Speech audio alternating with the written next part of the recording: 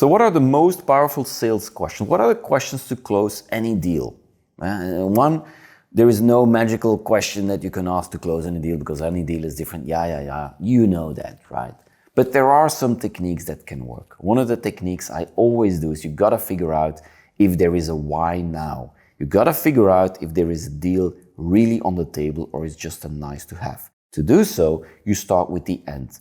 And I would always do this in third person on purpose. Because for some weird reason, and this might be a Belgian thing, is that if I go too directly, people will not answer the question. But if I go sideways, they kind of feel comfortable to answer the question. So what I would do is I would ask them and say, this type of project that you're looking at, you see third person, this type of project that you're looking at, when would you want to implement it? Or when does the business needs, or when does this person, see what I'm doing? I'm trying to start with the end so I can figure out if there is a real need.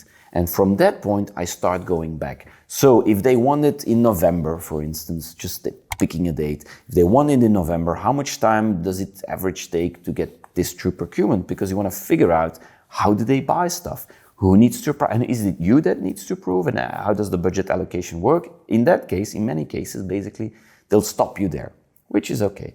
But you've asked the question.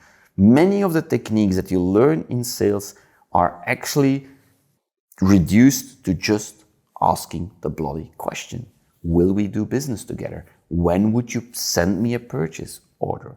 Just asking the question is extremely powerful because most people can't say no. Most people want to answer. So the ultimate technique in doing this is to ask the question and then shut up and watch.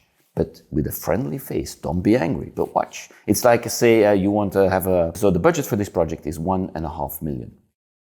And then you wait. What most salespeople do is they kind of feel uncomfortable and they start talking. And then what happens is they decrease the value, they show the weakness, and they really get themselves into bad positions. So shut up, don't be afraid, and just ask the question, and always start with the end in mind.